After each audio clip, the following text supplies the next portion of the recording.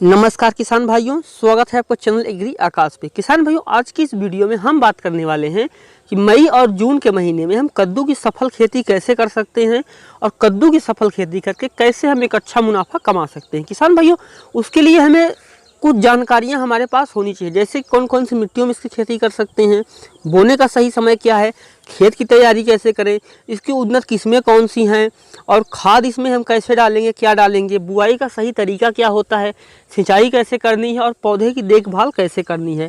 तो इन सारे टॉपिक पे मैं आपको विस्तार से जानकारी देने वाला हूँ, तो वीडियो को आप पूरा देखिएगा।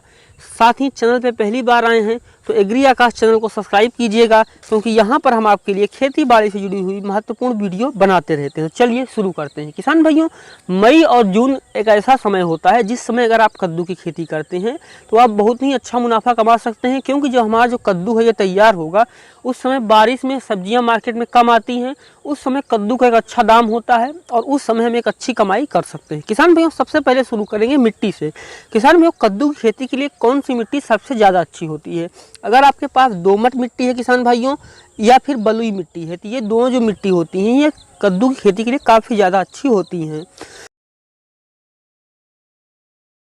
भाइयों, अगर आपके पास दोमट या बलुई मिट्टी नहीं है फिर भी आप इसकी खेती आसानी से कर सकते हैं। ध्यान रखें, मिट्टी में पानी निकलने की अच्छी व्यवस्था होनी चाहिए और मिट्टी में ज़्यादा क्षार और ज़्यादा अम्ल नहीं होना चाहिए।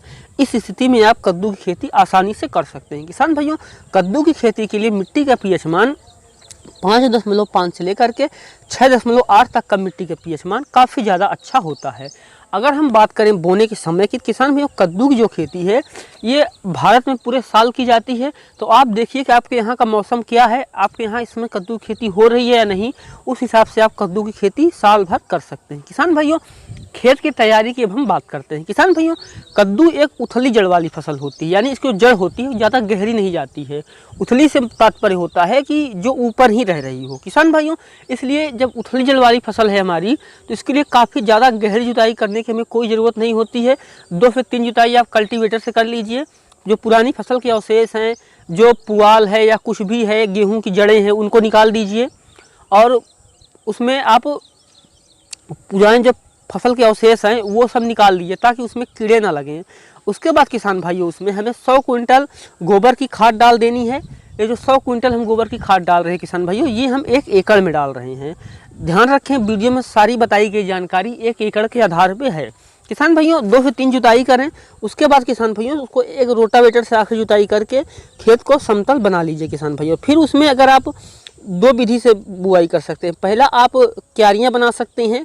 अगर पानी निकलने की अच्छी व्यवस्था है तो आप क्यारियां बना लीजिए, और लेकिन सबसे अच्छा जो तरीका है वो है मेड़ बना लीजिए। नालियों में आप बुआई कीजिए और मेड़ बना दीजिए। मेड़ पे हमारा फल जो है वो आएगा, बेड जिसको बोलते हैं, आप बेड बना सकते हैं। किसान भाइयों, अब हम बात करते हैं कि उन्नत किस्में कौन सी हैं। किसान भाइयों, कद्दू की जब आप खेती बरसात के लिए कर रहे हो, मई जून में बुआई कर रहे हो, तो आप ध्यान रखें परंपरागत बीजों का चुनाव ना करें, आप हाइब्रिड बीजों का चुनाव करें। आज की इस वीडियो में मैं आपको बताने वाला हूं हाइब्रिड 3 किस्में। किसान भाइयों, सबसे पहले नंबर पे आती है कलश कंपनी की इंद्रजीत कद्दू। किसान भाइयों, यह जो है किस्म ज़्यादा उत्पादन के जानी जाती है और इसकी जो किसान भाइयों पहली तुड़ाई है ये 85 से 90 दिन में शुरू हो जाती है। और फल का वजन जो है किसान भाइयों, ये इसका 3 से 4 किलो तक इस फल का वजन होता है, और जिससे जो कि काफ़ी ज़्यादा अच्छा उत्पादन देता है। किसान भाइयों, दूसरे नंबर पे हमारी आती है हिंद हाइब्रिड कद्दू। किसान भाइयों, ये हिंद एग्रो सीड्स कंपनी इसको बनाती है।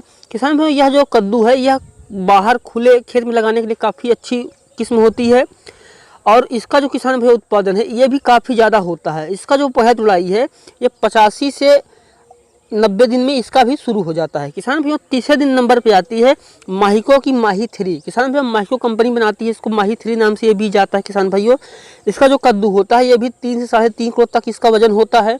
अगर हम बात करें कि उत्पादन कितने दिन में शुरू होता है, तो इसका उत्पादन किसान भाइयों 80 से 85 दिन में शुरू हो जाता है। और इसका जो पकने पर रंग होता है वो ऑरेंज येलो होता है, यानी संतरे रंग से लेकर के पीले रंग का होता है किसान भाइयों। और अगर कच्चा कद्दू है तो यह काफ़ी हरे कलर का होता है और इस पर सफ़ेद कलर की धारियाँ होती हैं।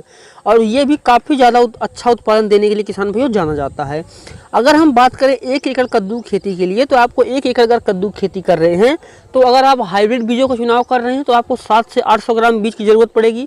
लेकिन अगर आप परंपरागत बीज का चुनाव कर रहे हैं तो आपको 1 किलो बीज की ज़रूरत पड़ेगी। अगर आपका बीज देसी है या पुराना है तो उसको आप गौमूत्र के साथ शोधित कर लीजिए, ये हो गया जैविक तरीका। लेकिन अगर आप जैविक खेती नहीं करते हैं तो इसको आप कार्बेंडाजिम या बेबिस्टीन के साथ भी शोधित कर सकते हैं।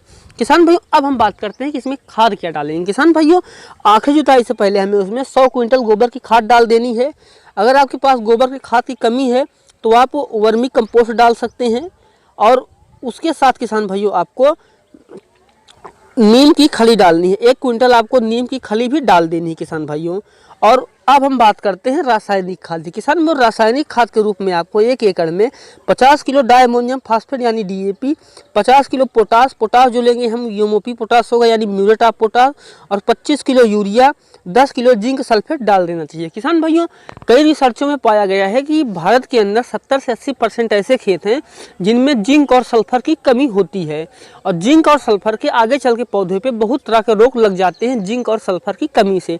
तो उसको बचने के लिए हमें 1 एकड़ में 10 किलो जिंक सल्फेट डाल देना चाहिए किसान भाइयों।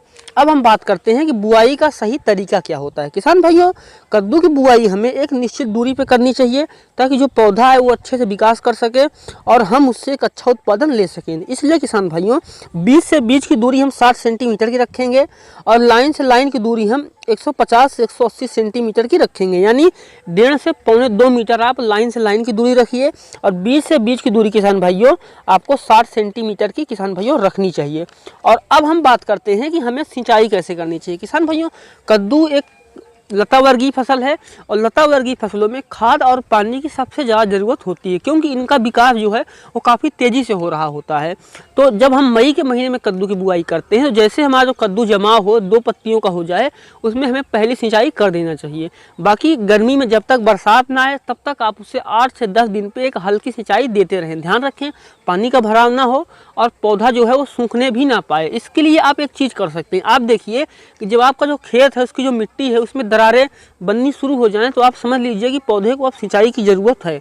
इसी हिसाब से आप सिंचाई करते जाएं। किसान भाइयों अब हम बात करते हैं कद्दू के पौधे की देखभाल कैसे करेंगे। किसान भाइयों जब हमारा जो कद्दू है पहले सिंचाई कर दें उस समय हमारे पौधे को 3 चीज़ों की सबसे ज़्यादा ज़रूरत होती है, नाइट्रोजन, फॉस्फोरस और पोटेशियम।